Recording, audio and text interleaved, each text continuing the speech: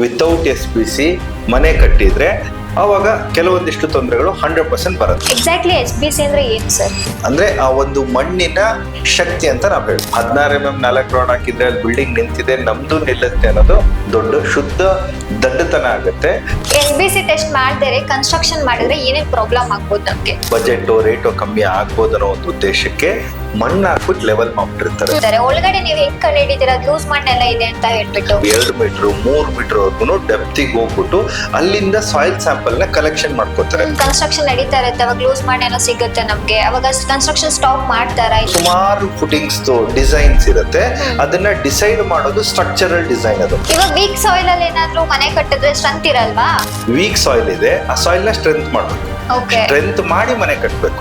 JCB ಬಂತು ಗುಂಡಿ ತೆಗೆಯೋದನ್ನ proper ಆಗಿ ವಿಡಿಯೋ ಮಾಡಿ ಸ್ಟ್ರಕ್ಚರ್ ವರ್ಗು ಒಂದ್ಸತಿ ಕಳಿಸಿ, ಆವಾಗ ಆ ಒಪಿನಿಯನ್ ಮೇಲ್ಗಡೆ ರೆಸಿಡೆನ್ಶಿಯಲ್ ಬಿಲ್ಡಿಂಗ್ ಅಲ್ಲಿ ನಿಲ್ಲುತ್ತೆ. ಎಲ್ರಿಗೂ ನಮಸ್ಕಾರ. ಕೈಟ್ಸ್ ಯೂಟ್ಯೂಬ್ ಚಾನಲ್ಗೆ ತಮ್ಮೆಲ್ಲರಿಗೂ ಸ್ವಾಗತ.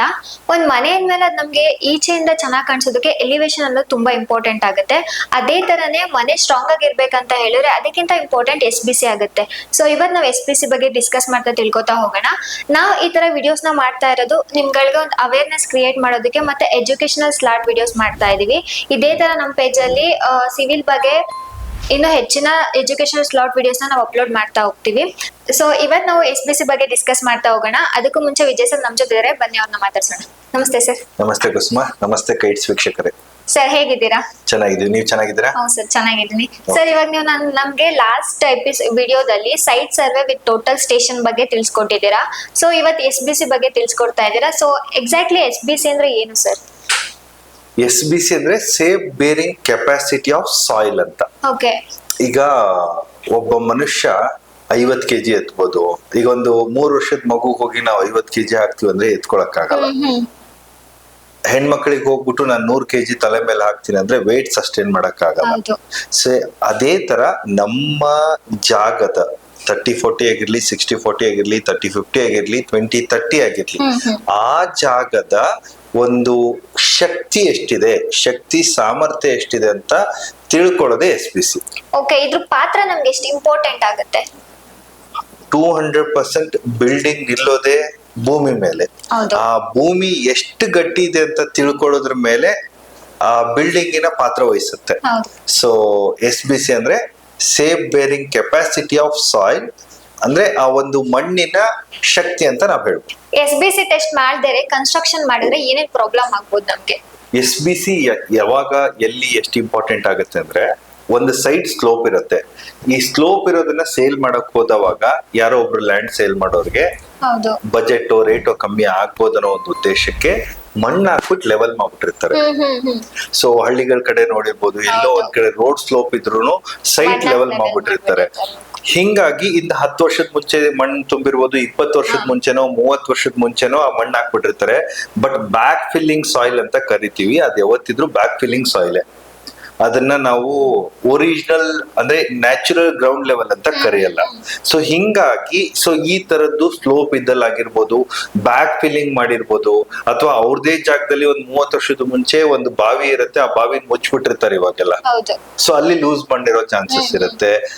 ಸೊ ಹಿಂಗಾಗಿ ಭೂಮಿ ಒಂದೇ ತರನಾಗಿ ಎಲ್ಲೂ ಇರಲ್ಲ. ಸೊ ಹಿಂಗಾಗಿ ವಿತೌಟ್ SBC ಮನೆ ಕಟ್ಟಿದ್ರೆ ಅವಾಗ ಕೆಲವೊಂದಿಷ್ಟು ತೊಂದರೆಗಳು 100% ಬರುತ್ತೆ. ಓಕೆ, ಇವಾಗ ನೀವ್ ಹೇಳಿದ್ರಿ ಮಡ್ಡೆಲ್ಲ ಹಾಕ್ಬಿಟ್ಟು ಮೇಲ್ಗಡೆ ಇವಾಗ SBC ಮಣ್ಣು ಇವಾಗ ಒಳ್ಳೆ ಮಣ್ಣೆ ಹಾಕ್ಬಿಟ್ಟಿರ್ತಾರೆ, ಒಳಗಡೆ ನೀವ್ ಹೆಂಗ್ ಕಂಡುಹಿಡಿತೀರಾ ಲೂಸ್ ಮಣ್ಣೆಲ್ಲ ಇದೆ ಅಂತ ಹೇಳ್ಬಿಟ್ಟು? ಈ SBC ಅಂತಂದ್ರೆ ಜಿಯೋ ಟೆಕ್ನಿಕಲ್ ಇಂಜಿನಿಯರ್ಸ್ ಅಂತ ಕರೀತಾರೆ ಇವ್ರಿಗೆಲ್ಲ. ಸೊ ಇವ್ರ ಏನ್ ಮಾಡ್ತಾರೆ, ಇವ್ರದೇ ಆದಂತ ಒಂದು ಕಂಪನೀಸ್ ಗಳನ್ನ ರನ್ ಮಾಡ್ತಿರ್ತಾರೆ, ಜಿಯೋ ಟೆಕ್ನಿಕಲ್ ಇಂಜಿನಿಯರ್ಸ್ ಗಳೆಲ್ಲ. ಸೊ ಇವ್ರ ಏನ್ ಮಾಡ್ತಾರೆ, ಬೋರ್ ಆಗರ್ ಟೆಸ್ಟ್ ಅಂತ ಬರುತ್ತೆ. ಸೊ ಬೋರ್ ಆಗರ್ ಟೆಸ್ಟ್ ಅಂದ್ರೆ ಮೇಲ್ಗಡೆಯಿಂದ ಒಂದಿಷ್ಟು ವೇಟ್ ನ ಕಳಿಸಿ ಕೆಳಗಡೆ ಹೋಗಿ 5 ಅಡಿ 10 ಅಡಿ ಅಂದ್ರೆ ಮೀಟರ್ ಲೆಕ್ಕದಲ್ಲಿ ತೆಗಿತಾರೆ. 1 ಮೀಟರ್ 1.5 ಮೀಟರ್ 2 ಮೀಟರ್ 3 ಮೀಟರ್ ವರ್ಗು ಡೆಪ್ತಿಗೆ ಹೋಗ್ಬಿಟ್ಟು ಅಲ್ಲಿಂದ ಸಾಯಿಲ್ ಸ್ಯಾಂಪಲ್ ನ ಕಲೆಕ್ಷನ್ ಮಾಡ್ಕೋತಾರೆ. ಆ ಸ್ಯಾಂಪಲ್ ಗಳನ್ನ ಲ್ಯಾಬೊರೇಟರಿ ಕಳಿಸ್ತಾರೆ. ಆ ಲ್ಯಾಬೊರೇಟರಿ ಕಳಿಸಿದವಾಗ ಈ ಮಣ್ಣು ಅಂದ್ರೆ 1.5 ಮೀಟರ್ ಅಥವಾ 6 ಅಡಿ ಡೆಪ್ತ್ ದಲ್ಲಿ ಎಷ್ಟಿದೆ, 10 ಅಡಿ ಡೆಪ್ತ್ ಅಲ್ಲಿ ಇದ್ರ ಸ್ಟ್ರೆಂತ್ ಎಷ್ಟಿದೆ, 15 ಅಡಿ ಡೆಪ್ತ್ ಅಲ್ಲಿ ಇದ್ರ ಸ್ಟ್ರೆಂತ್ ಎಷ್ಟಿದೆ ಅಂತ ರಿಪೋರ್ಟ್ ಬರುತ್ತೆ. ಎನ್ ವ್ಯಾಲ್ಯೂಸ್ ಅಂತ ಇರುತ್ತೆ. ಆ ಎನ್ ವ್ಯಾಲ್ಯೂಸ್ ಬಂದವಾಗ ನಮ್ಗೆ ರಿಪೋರ್ಟ್ ಸಿಗುತ್ತೆ. ಇರುತ್ತೆ. ಆ ರಿಪೋರ್ಟ್ ಪ್ರಕಾರ ಅದನ್ನ ಸ್ಟ್ರಕ್ಚರಲ್ ಡಿಸೈನರು ಅವರ ಡಿಸೈನಿಂಗ್ ಅಲ್ಲಿ ಅಂದ್ರೆ ಈ ಬಿಲ್ಡಿಂಗ್ ಎಷ್ಟು ಫ್ಲೋರ್ ಹೈಟ್ ಹೋಗ್ತಾ ಇದಾರೆ, ಎಷ್ಟು ಡೆಪ್ತ್ ಅಲ್ಲಿ ಹೋಗ್ಬೇಕು ಅಂತ ಡಿಸೈನ್ ಮಾಡಕ್ ಹೆಲ್ಪ್ ಆಗುತ್ತೆ. ಇವಾಗ ಇಫ್ ಇನ್ ಕೇಸ್ ಲೂಸ್ ಮಾಡಿ ಏನೋ ಸಿಕ್ತು ಅನ್ವಾಗ ಅವಾಗ ನಾವ್ ಏನ್ ಮಾಡ್ಬೇಕು ಸರ್? ಕನ್ಸ್ಟ್ರಕ್ಷನ್ ನಡೀತಾ ಇರುತ್ತೆ, ಅವಾಗ ಲೂಸ್ ಮಾಡಿ ಏನೋ ಸಿಗುತ್ತೆ ನಮ್ಗೆ, ಅವಾಗ ಕನ್ಸ್ಟ್ರಕ್ಷನ್ ಸ್ಟಾಪ್ ಮಾಡ್ತಾರಾ ಇಲ್ಲ ಏನ್ ಮಾಡ್ತಾರಾ? ಇದು SBC ರಿಪೋರ್ಟ್ ಮಾಡೋದ್ರಿಂದ ಮುಂಚೆನೆ ಗೊತ್ತಾಗ್ಬಿಡುತ್ತೆ. ಸೊ ನಂದು SBC ತುಂಬಾ ಲೋ ಇದೆನಾ ಅಥವಾ ಮಾಡರೇಟ್ ಇದೆನಾ ಹೈ ಇದೆನಾ ಅಂತ ನೋಡ್ಕೊಂಡು, ತುಂಬಾ ಲೂಸ್ ಮಾಡೋ ಅಂದ್ರೆ 10 ಅಡಿ ಹೋಗ್ತಿವಿ ಅಂದ್ರೂ ನಮ್ಗೆ ಗಟ್ಟಿ ಮಣ್ಣು ಸಿಗ್ತಾ ಇಲ್ಲ ಅಂದವಾಗ ನಮಗೆ structural designer. So structural designer ಏನ್ ಮಾಡ್ತಾರೆ, ರಾಫ್ಟ್ ಫೌಂಡೇಶನ್ ಹೋಗ್ಬೇಕಾ, ಫೈಲ್ ಫೌಂಡೇಶನ್ ಹೋಗ್ಬೇಕಾ, ಅಂದ್ರೆ ಕಂಬೈನ್ಡ್ ಫುಟಿಂಗ್ಸ್. ಸೊ ಸುಮಾರು ಫುಟಿಂಗ್ಸ್ ಡಿಸೈನ್ಸ್ ಇರುತ್ತೆ. ಅದನ್ನ ಡಿಸೈಡ್ ಮಾಡೋದು ಸ್ಟ್ರಕ್ಚರಲ್ ಡಿಸೈನರ್. ಅದನ್ನ ಯಾವುದೇ ಸಿವಿಲ್ ಇಂಜಿನಿಯರ್ ಗಳು ಡಿಸೈಡ್ ಮಾಡಬಾರ್ದು, ಓನರ್ ಗಳು ಡಿಸೈಡ್ ಮಾಡಬಾರ್ದು.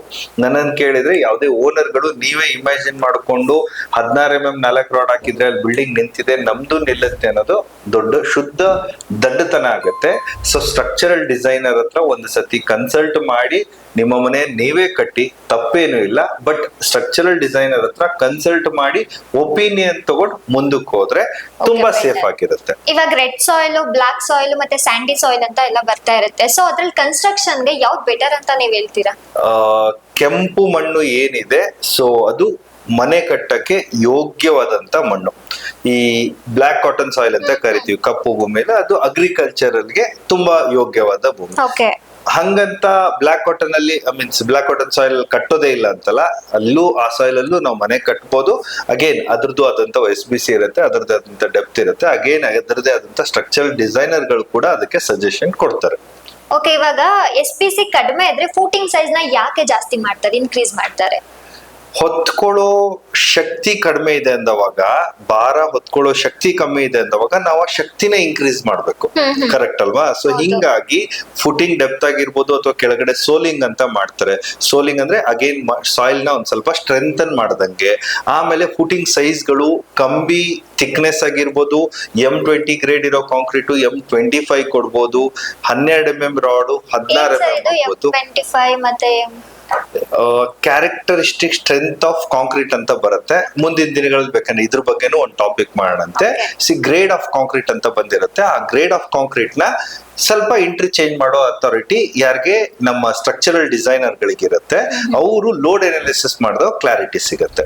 ಇವಾಗ ಬ್ಯಾಂಗ್ಳೂರ್ ಅಂತ ತಗೊಂಡ್ರೆ ಒಂದೊಂದ್ ಏರಿಯಾ ಇರುತ್ತೆ. ಸೊ ಇವಾಗ ನಾನ್ ಇಲ್ಲಿ ನಿಂತ್ಕೊಂಡು ನಾನು ಮಣ್ಣೆನ ತೆಗ್ದಾಗ, ಇಲ್ಲ ಇನ್ನೊಂದ್ ಏರಿಯಾದ ನಿಂತ್ಕೊಂಡು ಅವ್ರ ಮಣ್ಣು ತೆಗ್ದಾಗ ಎರಡು ಸೇಮ್ ಸಿಗುತ್ತಾ, ಇಲ್ಲ ನಮಗೆ ಬೇರೆ ಬೇರೆ ಸಿಗುತ್ತಾ?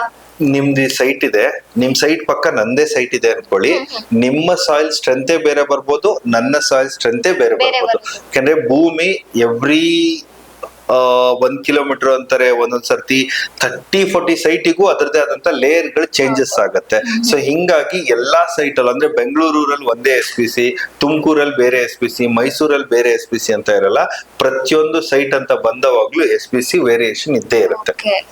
ಇವಾಗ ರೈನಿ ಸೀಸನ್ ಎಲ್ಲ ಬಂದಾಗ ನಮ್ಗೆ SBC ವ್ಯಾಲ್ಯೂ ಏನಾದ್ರು ಕಡಿಮೆ ಆಗುತ್ತಾ, ಸ್ಟ್ರೆಂತ್ ಅದ್ರದ್ದು ಕಡಿಮೆ ಆಗುತ್ತಾ? ಇಲ್ಲ, ಏನಾಗುತ್ತೆ, ಮಳೆ ನೀರ್ ಬರೋದು ನಮ್ಗೆ ಡೆಪ್ತ್ ಆಫ್ ದ ಮಳೆ ಥಿಕ್ನೆಸ್ MML ಲೆಕ್ಕಾಚಾರ ಇರುತ್ತೆ. ನಾವು 10 ಅಡಿ ಒಳಗಡೆ ಹೋಗಿ ಮಣ್ಣು ಸ್ಯಾಂಪಲ್ ತಗೊಂಡವಾಗ ಮಳೆ ರೀಸನ್ಗೆ SBCಗೆ ಸಂಬಂಧನೇ ಇಲ್ಲ. ಇವಾಗ ಡೂಪ್ಲೆಕ್ಸ್ ಮನೆಗೆ ಮಾತ್ರ ನಾವ್ SBC ಟೆಸ್ಟ್ ಮಾಡ್ಬೇಕಾ, ಇಲ್ಲ ಅಪಾರ್ಟ್ಮೆಂಟ್ಸ್ ಗಳಿಗೆ ಮಾತ್ರನೇ ಟೆಸ್ಟ್ ಮಾಡ್ಬೇಕಾ?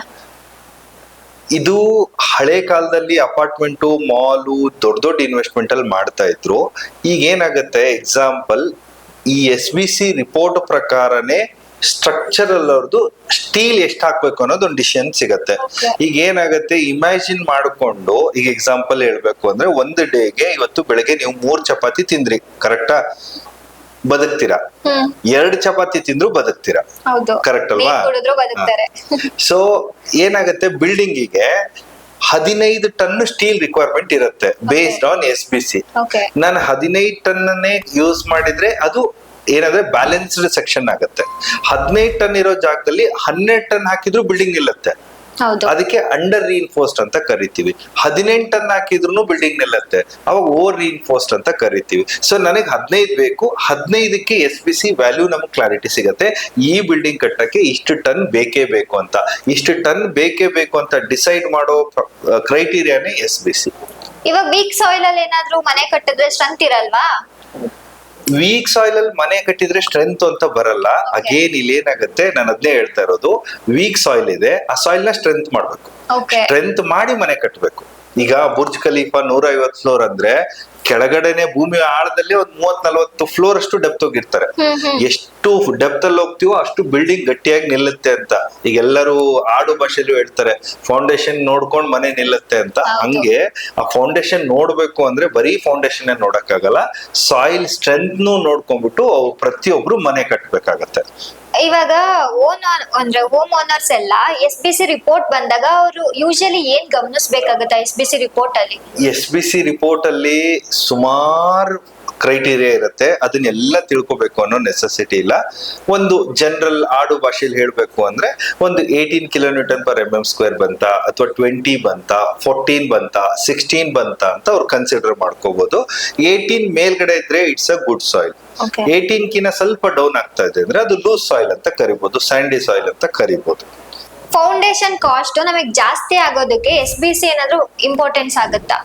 ಲೂಸ್ ಸಾಯಿಲ್ ಇದ್ದು ನಾವು ಎಕ್ಸ್ಟ್ರಾ ಸ್ಟೀಲ್ ಹಾಕಿದ್ವಿ ಅಂದ್ರೆ ಅವಾಗ ಎಕ್ಸ್ಟ್ರಾ ಕಾಸ್ಟ್ ಹೋಗೋ ಚಾನ್ಸಸ್ ಇರುತ್ತೆ. ಈಗ ಜನರಲ್ ಆಗಿ 6 ಅಡಿ ಡೆಪ್ತ್ ಹೋಗ್ತಾರೆ, 10 ಅಡಿ ಹೋದ್ವಿ, 2-3 ಟನ್ ಸ್ಟೀಲ್ ಜಾಸ್ತಿ ಆಯ್ತು ಅಂದ್ರೆ ಪರ್ ಆಡು ಭಾಷೆಯಲ್ಲಿ ಅಥವಾ ಥಂಬ್ ರೂಲ್ ಅಲ್ಲಿ ಹೇಳ್ಬೋದು ಅಂದ್ರೆ 1 ರಿಂದ 1.5 ಲಕ್ಷ 1 ಫೀಟ್ ಡೌನ್ ಹೋದವಾಗ ಅವ್ರಿಗೆ ಎಕ್ಸ್ಟ್ರಾ ಬರುತ್ತೆ. 30-40 ಸೈಟ್ ಅಂತ ಹೋದವಾಗ ಅದೇ ಚೆನ್ನಾಗಿತ್ತು ಅಂದ್ರೆ ಸ್ಟೀಲ್ ರಿಡಕ್ಷನ್ ಆಗೋ ಚಾನ್ಸಸ್ ಇರುತ್ತೆ. ಸೊ ಬಟ್ ಜನರಲ್ ಸ್ಟ್ಯಾಂಡರ್ಡ್ ಅಂದ್ರೆ 6 ಅಡಿ ಡೆಪ್ತ್ ಹೋಗ್ಲೇಬೇಕು. ಸೈಟ್ ಎಕ್ಸಿಕ್ಯೂಷನ್ ಟೈಮ್ ಅಲ್ಲಿ ನಮ್ಗೆ ಸಾಫ್ಟ್ ಮಣ್ಣು, ವಾಟರ್ ಈ ತರದೆಲ್ಲ ಸಿಕ್ತಾಗ ಇಂಜಿನಿಯರ್ಸ್ ಆ ಟೈಮ್ ಅಲ್ಲಿ ಏನ್ ಮಾಡ್ಬೇಕಾಗತ್ತೆ? ಈಗ ಗುಂಡಿ ತೆಗೆದ್ರು, JCB ಹಿಂಗ್ ತೆಗಿತಾ ಇದೆ, ತುಂಬಾ ಲೂಸ್ ಮಣ್ಣು ಹಂಗೆ ಬರ್ತಾ ಇದೆ ಅಂದ ತಕ್ಷಣ ಫಸ್ಟ್ ಇಮಿಡಿಯೇಟ್ ಆಗಿ ಸ್ಟ್ರಕ್ಚರಲ್ ಡಿಸೈನರ್ ನ ಒಂದ್ಸತಿ ಸೈಟ್ ವಿಸಿಟ್ ಗಾದ್ರೂ ಕರಿಬೇಕು. ಆಗಿಲ್ಲ ಅಂದ್ರೂ ವಿಡಿಯೋ ರೆಕಾರ್ಡ್ ಮಾಡಿ ಅದನ್ನ ಕಳಿಸ್ಕೊಡ್ಬೇಕು. ಸೊ ಆವಾಗ ಎಷ್ಟು ಲೂಸ್ ಇದೆ ಅಂತ ನೋಡ್ಕೊಂಡ್ಬಿಟ್ಟು ಅದಕ್ಕೆ ಏನ್ ಕ್ರೈಟೀರಿಯಾ ತಗೋಬೇಕು, ಯಾವ ರೀತಿ ಫೌಂಡೇಶನ್ ಅಡಾಪ್ಟ್ ಮಾಡ್ಬೇಕು ಅಂತ ಸ್ಟ್ರಕ್ಚರ್ ಅವ್ರು ತಿಳಿಸ್ತಾರೆ.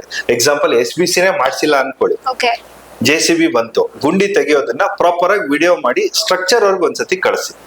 ಆವಾಗ ಆ ಒಪಿನಿಯನ್ ಮೇಲ್ಗಡೆ ರೆಸಿಡೆನ್ಶಿಯಲ್ ಬಿಲ್ಡಿಂಗ್ ಅಲ್ಲಿ ನಿಲ್ಲುತ್ತೆ. SBC ಕರೆಕ್ಟ್ ಇದ್ರೆ ನಮ್ ಬಿಲ್ಡಿಂಗ್ ವ್ಯಾಲ್ಯೂ ಜಾಸ್ತಿ ಆಗುತ್ತೆ, ಇನ್ಕ್ರೀಸ್ ಆಗುತ್ತೆ ಅಂತ ಏನಾದ್ರು ಇದೆಯಾ? ಏನು ಇಲ್ಲ ಮೇಡಮ್, ಭೂಮಿ ತಾಯಿ ಒಂದೇ. ಸೊ ಹಿಂಗಾಗಿ SBC ಹೆಚ್ಚು ಕಮ್ಮಿ ಅಂತ ಯಾರು ಕರೆಯಕ್ಕಾಗಲ್ಲ. ಕೆಲವೊಂದಿಷ್ಟು ಸರ್ತಿ ನಮ್ಮ ಸಾಯಿಲಿನ ಸ್ಟ್ರೆಂತ್ ಕಮ್ಮಿ ಇದೆ ಅಂದವಾಗ ಪ್ರಾಪರ್ ಆಗಿ ಡಿಸೈನ್ ಮಾಡ್ಕೊಂಡು ಮನೆ ಕಟ್ಬೇಕಷ್ಟೇ. SBC ಇನ್ಕ್ರೀಸ್ ಇದ್ರೆ ಎಷ್ಟು ಅಮೌಂಟ್ ಆಗ್ಬೋದು, ಇಲ್ಲ ಡಿಕ್ರೀಸ್ ಇದ್ರೆ ನಮ್ಗೆ ಎಷ್ಟು ಅಮೌಂಟ್ ಆಗ್ಬೋದು? ನಾನು ಅವಾಗ್ಲೇ ಹೇಳಿದ್ನಲ್ಲ, ಈಗ 15 ಟನ್ ನಂಗೆ ರಿಕ್ವೈರ್ಮೆಂಟ್ ಇದೆ ಅಂದ್ರೆ 15 ಟನ್ ಸ್ಟೀಲ್ ಹೋಗುತ್ತೆ. ನಾನು 12 ಟನ್ ಹಾಕಿನೂ ಬಿಲ್ಡಿಂಗ್ ನಿಲ್ಲಿಸಬಹುದು, ಅವಾಗ ಒಂದ್ 3 ಟನ್ ದುಡ್ಡು ಸೇವ್ ಆಗುತ್ತೆ. ಕೆಲವೊಂದಿಷ್ಟು ಜನ ಕಮ್ಮಿ ರೇಟ್ ಆಫ್ ಮಾಡ್ತಿರ್ತಾರಲ್ಲ ಅವರು. ಈ ಓನರ್ಗಳು ಗೊತ್ತಿಲ್ಲದೆ ನನ್ಗೆ ಸುಮ್ನೆ ಸ್ಟೀಲ್ ಜಾಸ್ತಿ ಹಾಕೋಣ ಅಂದವಾಗ 15 ಟನ್ ಇರೋ ಜಾಗದಲ್ಲಿ 18 ಟನ್, 3 ಟನ್ ಇಂದು ಸ್ಟೀಲ್ ರೇಟ್ ಜಾಸ್ತಿ ಆಗುತ್ತೆ. ಇವತ್ತು ಹತ್ತತ್ರ 70 ರಿಂದ 80 ಸಾವಿರ 1 ಟನ್ ಸ್ಟೀಲ್ ಇದೆ. 3 ಟನ್ ಅಂದ್ರೆ 2.5 ಲಕ್ಷ ಜಾಸ್ತಿ ಆಯ್ತು. ಸೊ ಹಿಂಗಾಗಿ ಬ್ಯಾಲೆನ್ಸ್ಡ್ ಸೆಕ್ಷನ್ ತಗೋಬೇಕು. ನನಗೆ ಎಷ್ಟು ಬೇಕು, ನಮ್ಮ ಸೈಟ್ ಕಟ್ಟಕ್ಕೆ ನಾನ್ ಕಟ್ತಾ ಇರೋ ಮನೆಗೆ ಎಷ್ಟು ಬೇಕು ಅನ್ನೋದನ್ನ ತಿಳಿಸ್ಕೊಡೋ ಕ್ರೈಟೀರಿಯಾನೇ SBC. ನಿಮ್ ಕಡೆಯಿಂದ ಸೈಟ್ ಓನರ್ಸ್ಗೆ SBC ಬಗ್ಗೆ ಏನಾದ್ರೂ ಇನ್ಫಾರ್ಮೇಶನ್ ಕೊಡೋದಾದ್ರೆ ನೀವ್ ಏನ್ ಹೇಳ್ತೀರಾ ಅವ್ರಿಗೆ? SBC ಮಾಡಿಸಿ ಸ್ಟ್ರಕ್ಚರಲ್ ಡಿಸೈನ್ ಮಾಡಿಸಿ, it's very well and good. ಆಗಿಲ್ಲಪ್ಪ ಅಂದ್ರೂ ಗುಂಡಿ ತೋಡ್ಬೇಕಾದ್ರೆ ಆ ವಿಡಿಯೋನ ಪ್ರಾಪರ್ ಆಗಿ ರೆಕಾರ್ಡ್ ಮಾಡಿ ಸ್ಟ್ರಕ್ಚರಲ್ ಡಿಸೈನರ್ ತೋರಿಸಿ, ನಿಮಗೂ ಗೊತ್ತಾಗ್ಬಿಡತ್ತೆ ಯಾವುದೇ ಒಂದು JCB ಗುಂಡಿ ತೆಗಿಬೇಕಾದ್ರೆ ಹಾರ್ಡ್ ಸಾಯಿಲ್ ಸಿಕ್ತೋ ಇಲ್ಲೋ ಅಂತ. ಅದು ಆಗಿಲ್ವಾ, 6 ಅಡಿ ಫಸ್ಟ್ ತೆಗೆದ್ಬಿಟ್ಟು ಮೇಲ್ಗಡೆಯಿಂದ ಗಡ್ಪಾರಿ ಹಾಕಿ, ಅಂದ್ರೆ ಹಾರಿ ಅಂತ ಕರೀತಾರೆ, ಗಡ್ಪಾರಿ ಹಾಕ್ದವಾಗ 3 ಇಂಚು ಪೆನಿಟ್ರೇಷನ್ ಕಿನ ಜಾಸ್ತಿ ಹೋಯ್ತು ಅಂದ್ರೆ ಅದು ಲೂಸ್ ಸಾಯಿಲ್. ಅದು ಜಸ್ಟ್ ಮೇಲ್ಗಡೆನೆ ಕಚ್ಕೋತಾ ಇದೆ ಅಂದ್ರೆ ಹಾರ್ಡ್ ಸಾಯಿಲ್ ಅಂತಾನು ನೀವು ಕನ್ಸಿಡರ್ ಮಾಡ್ಬೋದು. ಓಕೆ ಸರ್, ನಮ್ಮ ವೀಕ್ಷಕರಿಗೋಸ್ಕರ ಒಂದೊಳ್ಳೆ ಮಾಹಿತಿನ ತಿಳಿಸ್ಕೊಟ್ಟಿದ್ದೀರಾ. ಮತ್ತೊಂದು ಇನ್ಫಾರ್ಮೇಟಿವ್ ವಿಡಿಯೋ ಜೊತೆ ಸಿಗ್ತೀನಿ ಅಂತ ಹೇಳ್ತಾ thank you Kusuma. Thank you Kites ವೀಕ್ಷಕರೇ. ಸೊ ನೋಡಿದ್ರಲ್ಲ ವೀಕ್ಷಕರೇ, ವಿಡಿಯೋ ಹೋಗಿತ್ತು ಅಂತ. ಈ ಇನ್ಫಾರ್ಮೇಟಿವ್ ವಿಡಿಯೋ ನಿಮ್ಗೂ ಕೂಡ ಯೂಸ್ಫುಲ್ ಆಗಿದೆ ಅಂತ ನಾನು ಭಾವಿಸ್ತೀನಿ. ಅಂಡ್ ಮತ್ತೇನಪ್ಪ ಅಂದ್ರೆ ನಿಮ್ ಸಪೋರ್ಟ್ ನಮ್ಗೆ ವಿಡಿಯೋಸ್ಗೆ ಮಾಡೋದಕ್ಕೆ ಬೇಕಾಗೇ ಇರುತ್ತೆ. ಇದೇ ತರ ಇನ್ನೂ ಹೆಚ್ಚಿನ ವಿಡಿಯೋಸ್ ನಾವು ಪೇಜಲ್ಲಿ ಅಪ್ಲೋಡ್ ಮಾಡ್ತಾ ಇರ್ತೀವಿ. ಅದಕ್ಕೆ ನಿಮ್ ಸಪೋರ್ಟ್ ಇರ್ಲಿ ಅಂತ ಹೇಳ್ತಾ ಮತ್ತೊಂದು ಇನ್ಫಾರ್ಮೇಟಿವ್ ವಿಡಿಯೋ ಜೊತೆ ನಾನು ಸಿಗ್ತೀನಿ. ಅಲ್ಲಿವರೆಗೂ ವೇಟ್ ಮಾಡ್ತಾ ಇರಿ. Thank you.